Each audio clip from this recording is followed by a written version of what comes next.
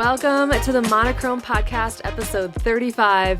Whether you are joining us for the very first time or you've been with us for the entire season so far, welcome. We're so grateful to have you here and to have you be part of the SALT community. We love you guys, and we love being able to talk with you and ask questions that maybe we don't have the answers to, but you and your teams can talk about as well together. And we are here really to serve the production teams out there, the creatives, the designers, those of you serving in your local church. And again, we're not here with all the answers, but we're here to ask some great questions and have some fun conversations. But I am here with my co-host for today, JT. Welcome, What's JT. Up? Thank you. Can you Welcome. tell me, we're in summer, I feel like, or, still entering the summer season, but it's summer. What is your favorite thing to do over the summer?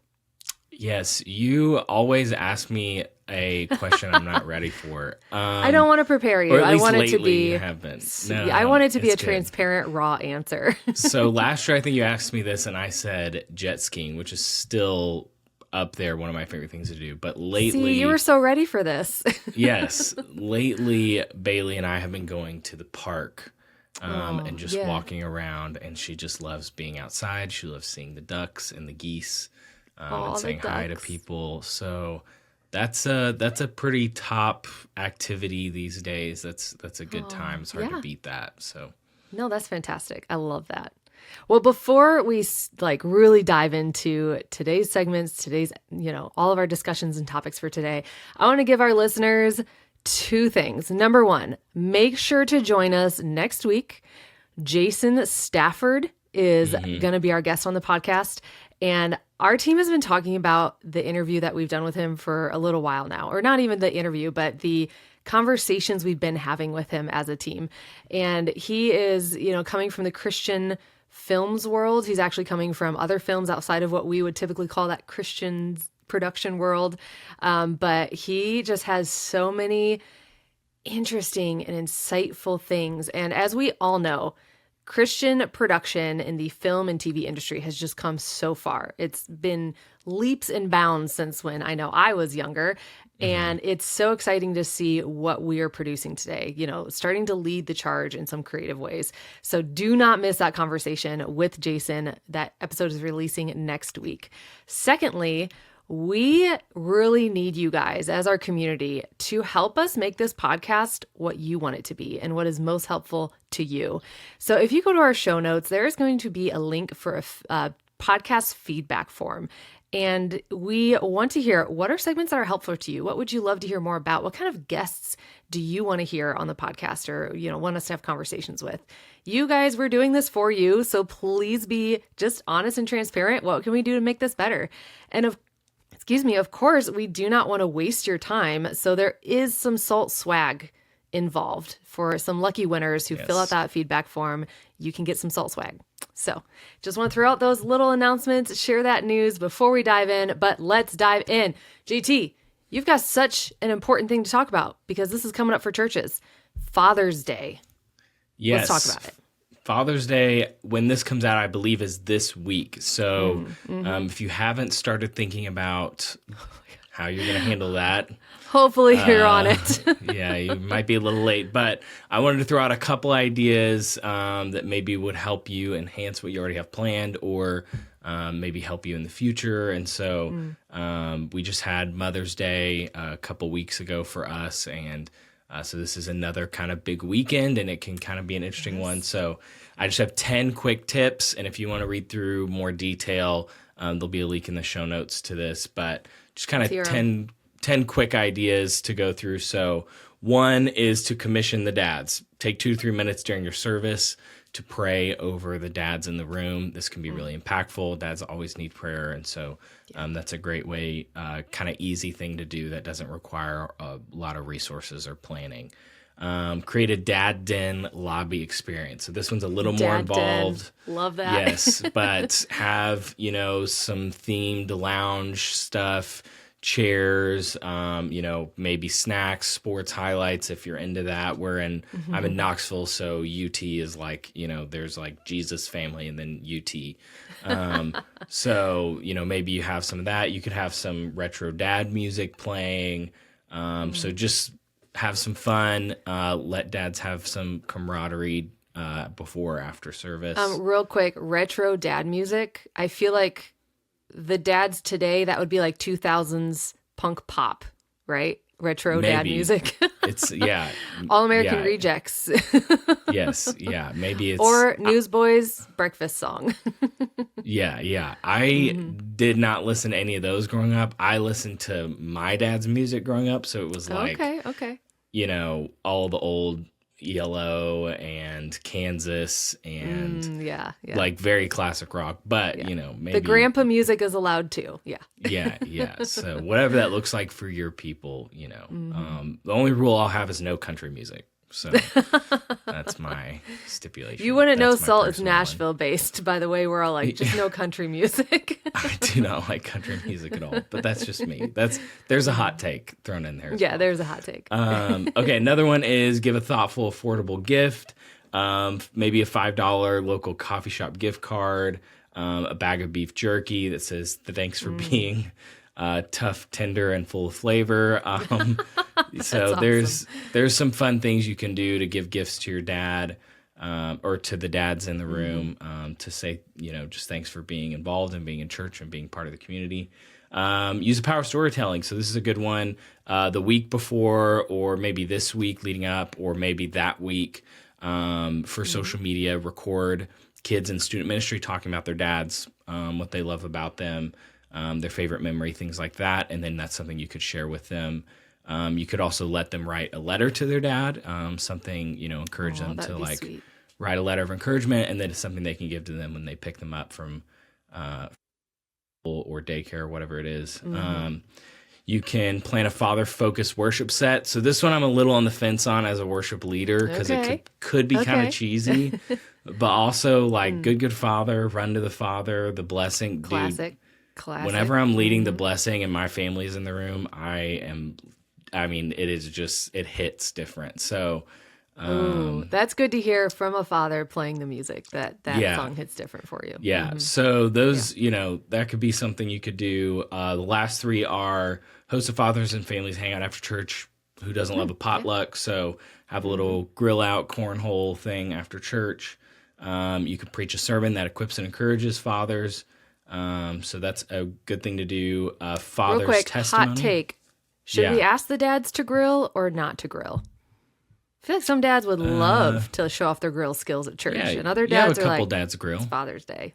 Yeah, I don't think you have everyone grill because, frankly, not everyone knows how to cook a good steak. So that's good. Just because you're a dad out there doesn't burning mean the hot dogs. Every dad thinks they know how to cook a good steak, but there are select few who are actually gifted in that area. Yeah. But anyway, another hot take. Lots of hot takes. Feature a dad's testimony. So this can be really good. Dads can kind of, we can be a little rougher, tougher, a little less open to sharing what we're dealing with and going through. And so having, another dad who shares about, their life and what they've gone through and maybe helps connect with, a father in the room who wouldn't have been connected with before. Yeah. And then also just, again, a reminder, we talked about this with Mother's Day, but some people don't have good relationships with their dads. Some people's dads are passed away. Some people didn't know their dad or were adopted. And so, however you honor dads, make sure to also honor people who maybe don't view fathers as always a great, reflection of the love of Christ. And so making sure to point people back to that is important. But anyway, those are just some fun little thoughts on how to make Father's Day special. So if you want to check those out, go to the link in the show notes. Or if you have ideas that you want to share, feel free to email us. We're always open to hearing from you guys. Yeah. So put it on that podcast feedback form. That's right. There you go. We'll take that too. Yeah. That's right. Yeah, and get free swag. That's right. Oh, that's great. So many good ideas for Father's Day. We talk a lot about SALT coming up here in October, but the day before SALT, October 7th, I want to tell you about the Worship Classic put on by Amplio Systems. It is going to be a super fun golfing event. It's totally free. So if you're coming to SALT, or if you're not planning on coming to SALT, you should still sign up for the Worship Classic and then come to SALT. Come golf with us. Come hang out. Amplio Systems is a great partner. They're a partner for this season of the podcast, and they are not just there to install gear at your church. They are leaders who've been in the trenches. They've all served in churches, and they know the pressure of Sundays and believe that your AV systems should support your ministry and not distract from it. That's why they work with churches from start to finish, designing future-proof, volunteer-friendly systems that help you and your people encounter Jesus each and every week. So if you want to learn more about the Worship Classic or Amplio Systems, go check out the links in the show notes. All right, we are in a season where we know churches do their budgets at different times of the year. So my little staff meeting moment today, I want to talk about budgets. I just have been talking with churches who are wrapping up. Everyone's favorite. Right? Everyone's favorite. This is the thing, like everyone needs that leadership guidance on sometimes, but no one wants to talk about it. Yeah. But I've been talking to churches who are wrapping up their budgets here at the end of May, early June. We know that a lot of churches also wait till July to make their budgets for the new year. And some people are right at the end of the calendar year and do it with, December into January. But wherever your budgeting time falls, because again, every church is different, wherever yours fall, I want to just give some little reminders because we've never really talked about this before. And I feel like it's very important. And sometimes churches need little check-ins. Now, this is specifically for, helping your departments and your teams budget and things that will help them throughout the year. So number one, and before I dive in, I just want to say credentials wise, I'm getting these tips and tricks from a guy that I know that does the accounting at their church, helps handle the budgets and approves the budgets in their church. And he was a controller of a company for many, many years, 40 some years. So it's coming from not just me speculating. I want to say this is coming from credentialed sources of tips for your church budgets. But number one, be transparent and very forward with your team about where you're at with offering and giving. Now, this seems obvious, but I think that churches think often are we relaying this message and are we being transparent with our congregation? But church teams get so busy, sometimes they might forget to really dive in and look at that. So plan a staff meeting, plan one-on-ones with your team leaders who are creating those budgets to look over where you're at for offering, for giving. That way they have a very good comprehensive understanding of what you as a leader understand is the health or the state of your giving and offering. That will help them also be bought into your vision and your insight when it comes time for them to create their budget. And, just understanding will be there. So that's the first one. Be transparent about offering and giving, specifically with that budget team member. Number two, be transparent with what departments take priority. I had never even thought of this. I've never been on the budgeting side of working at a church. I've just been in other staff areas, but I've never had to create a budget. But be very forthright with if technology breaks in the worship center, or a switcher goes out, or a light, some key lights go out. Is money going to emergency be there to fix it? Or, if a bathroom plumbing goes out and floods, is money going there first? And does that detract from other department budgets? Or do you have an emergency, account set aside for that kind of thing? Just be very open with your teams, every team leader, of if theirs will be detracted from if there's an emergency or something comes up, or if there is going to be extra dollars to allocate, what departments get those dollars first. So that transparency that's a great is going to be point. key.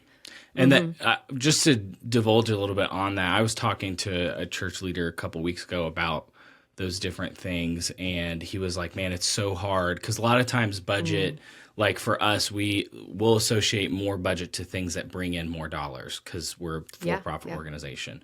Church is different because they're not really they're not selling a product, and so it's hard to figure out what does take priority because, looking at from a business standpoint, Sunday morning is where that's where a lot of your budget dollars are going to go, and they should go there because that's where congregants, your majority group is there. That's why, people are motivated to give, and that's where people get saved and hear the word. And so that ministry is going to take a big chunk, compared to oftentimes student ministries usually take a hit, or production will take a hit compared to, maybe the pastoral staff, or that you may not have the gear you need, but we're getting a new pulpit. And so it can be frustrating to navigate, what's really providing value. And so if you're in one of those ministries that's not getting prioritized, it's important to, I was talking to someone else anyway. He was talking about they were part of a benevolence ministry. And okay. he was at a conference, and this guy told him, like, benevolence ministry is the most important ministry in the church. And the guy was like, well, he used to be a children's pastor, and he was like, well, I think children's ministry is the most important. He said, if you don't believe that about what area of ministry you're in the wrong ministry.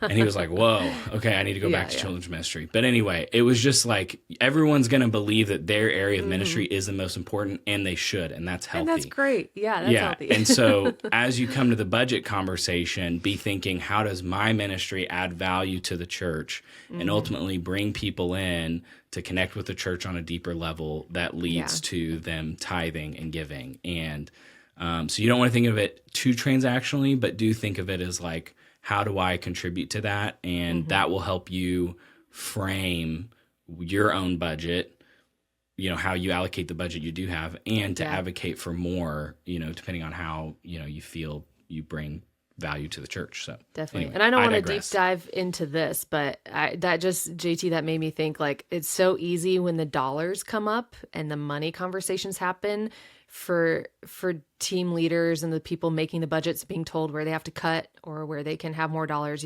It's easy to place value on yourself or your team based on how much money the church approves.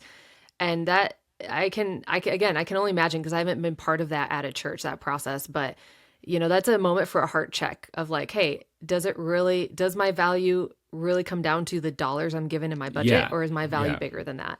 And so as a leader, having those discussions with those department leads, just remember to maybe bring that up. Like, hey, you are so valuable, but the dollars don't dictate your value here. Yeah. Those conversations are very helpful. I would say too, and this is maybe another hot take, but the church, Big C church as a whole, is not known for compensating people well. So if you're sitting with your pastor while you're listening to this, just kind of, don't say anything, look your eyes forward, but or give each other the knowing nod.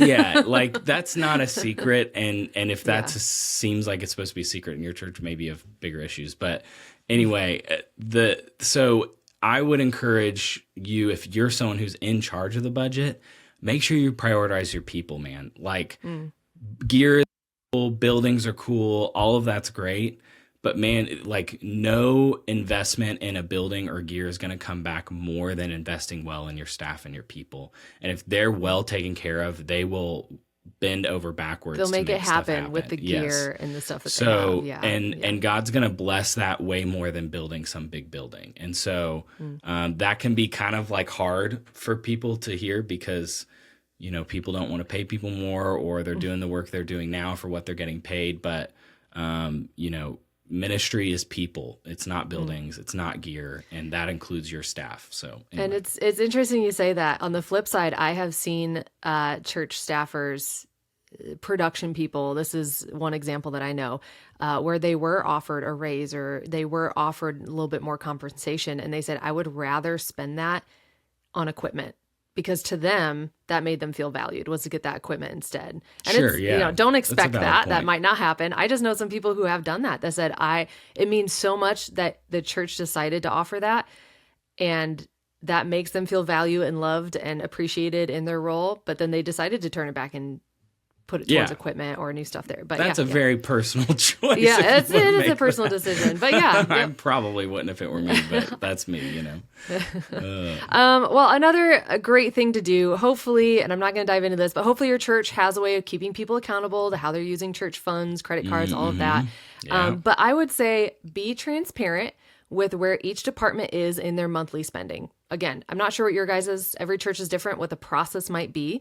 But when they're turning in receipts or they're filling out their monthly statements, make sure to maybe give them a reminder of, all right, here's where you're at in your budget. And not just, oh, hey, you've spent this much out of this much of your budget, but hey, you're getting kind of in the orange zone. Your 75% of your budget is spent and we're only 6 months into the year. Like, just want to make sure that lines up with your calendar of events Christmas or your is needs, still that kind of thing. Yes, Christmas is still coming.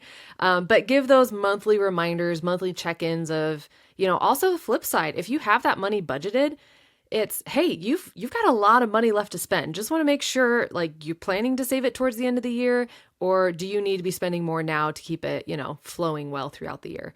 But those check-ins are super helpful for staff who maybe, as you all know, some people will be really diligent with their receipts and tracking spending and all of that. You'll have spenders and savers on your staff as well.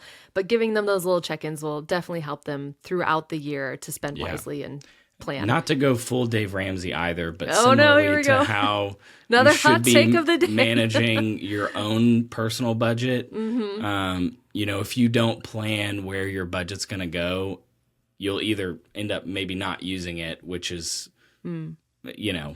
you maybe miss some opportunities to do things that you could have done. But then two, you'll maybe end up spending it in ways you didn't really want to spend it. And so very true.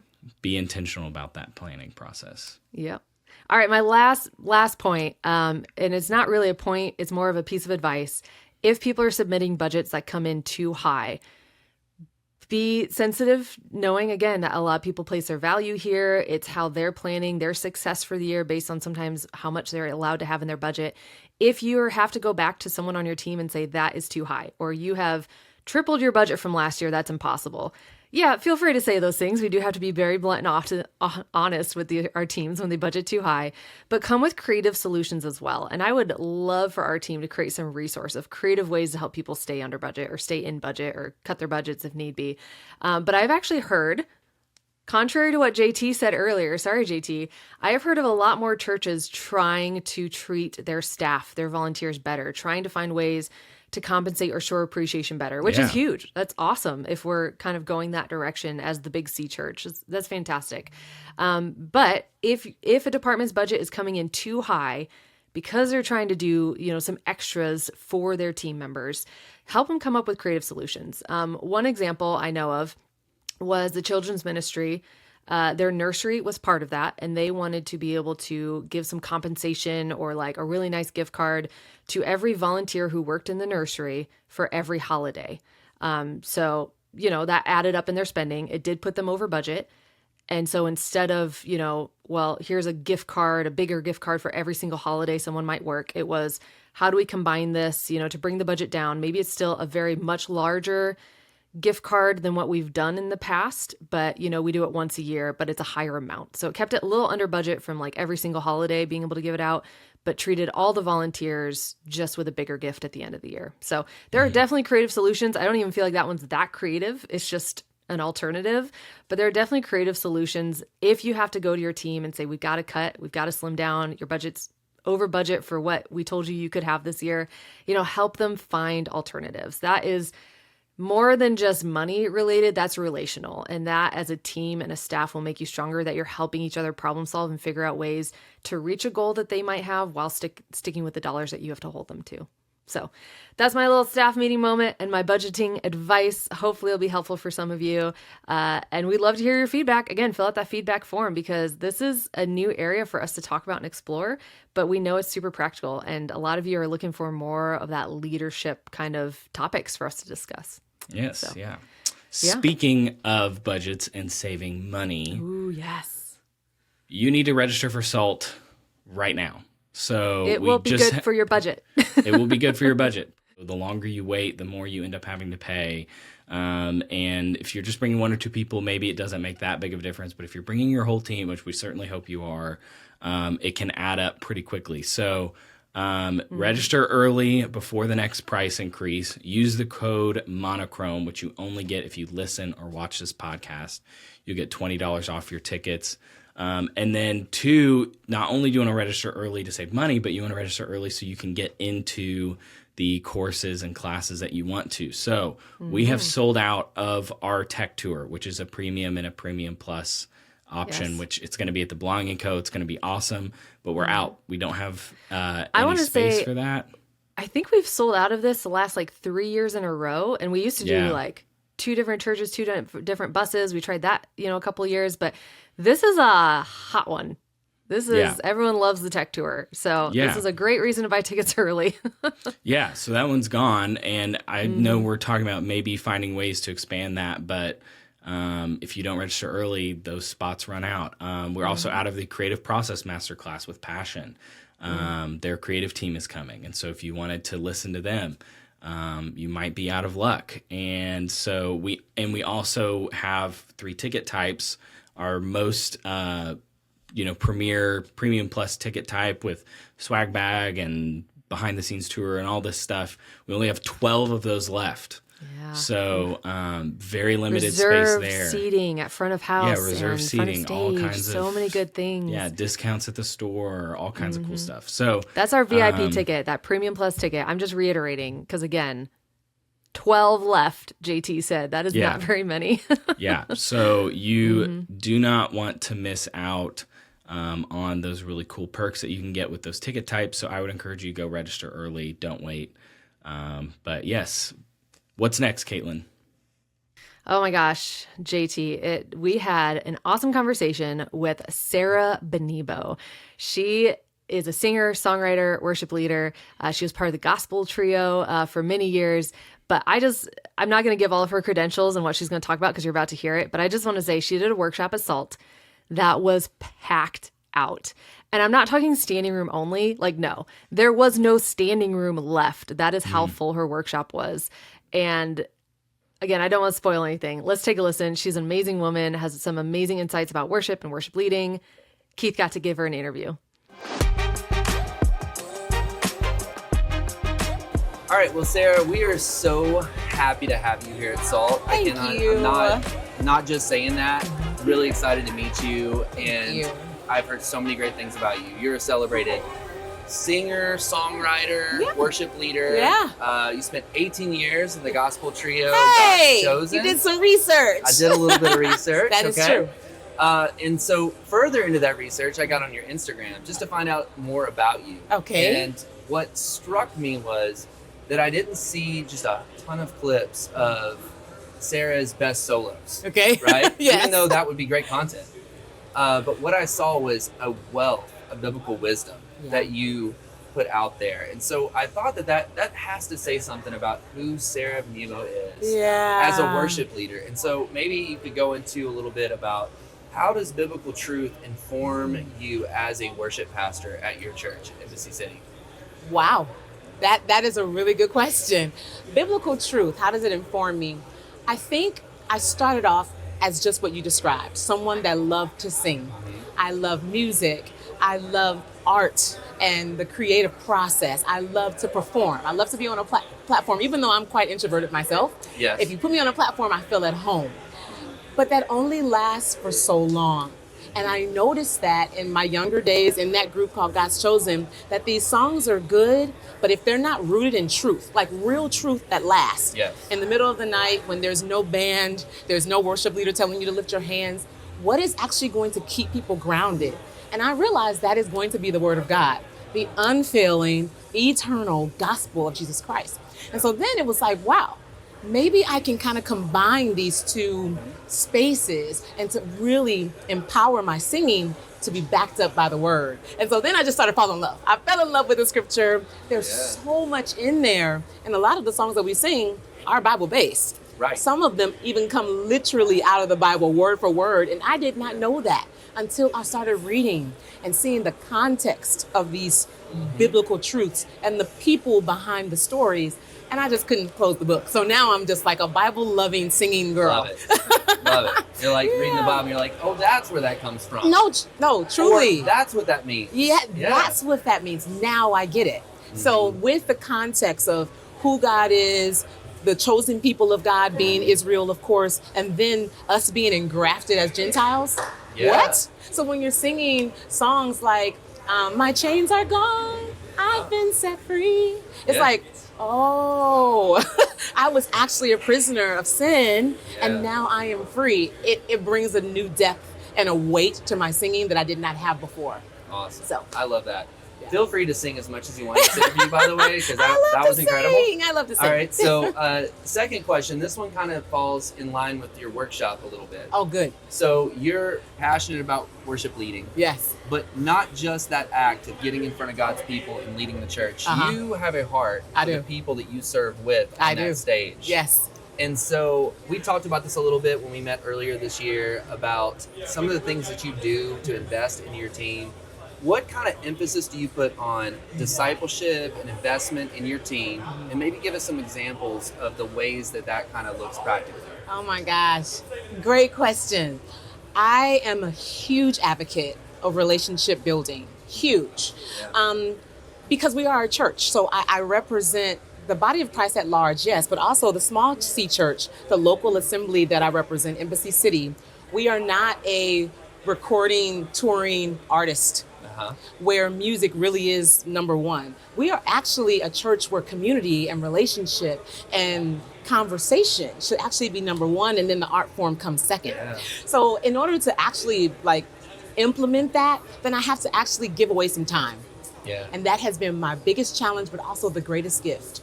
That the time that we spend once a week in rehearsal, we spend probably about half of that time, which means like 2 Wednesdays a month, not singing at all, but actually having conversation with each other. So for instance, we have like something that I call Worship Connect, where every single person on my worship team, whether you're scheduled to sing that Sunday or not, you'll come together and we talk about the theology of worship, and then we talk to each other about how that applies to our actual lives. Yeah. Sometimes we'll split up in small groups to ask each other, how are you? No, really.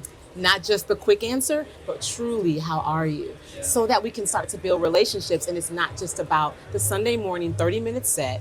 It's actually about living life in community with each other and growing. So I love that. It just hearing you talk about the way that you invest in your team just shows a level of authenticity that I think probably translates to the entire church when they are being led by you in worship. True. That we are co-participants. And that you are completely invested in. Here's the thing, we're never going to be able to compete with whoever's on Broadway, with the Bruno Mars in Las Vegas. That's not even my job. Like, that's not even my intent, to sound as good as the record. Not even my intent.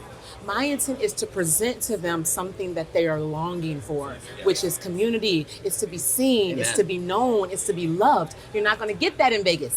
You're going to get a really good show, but you're not going to actually look into someone's eyes and believe that they actually care about you as an individual. And that is what we are doing from Sunday to Sunday. I love it. You said, you're not going to sound as good as Broadway. We're not.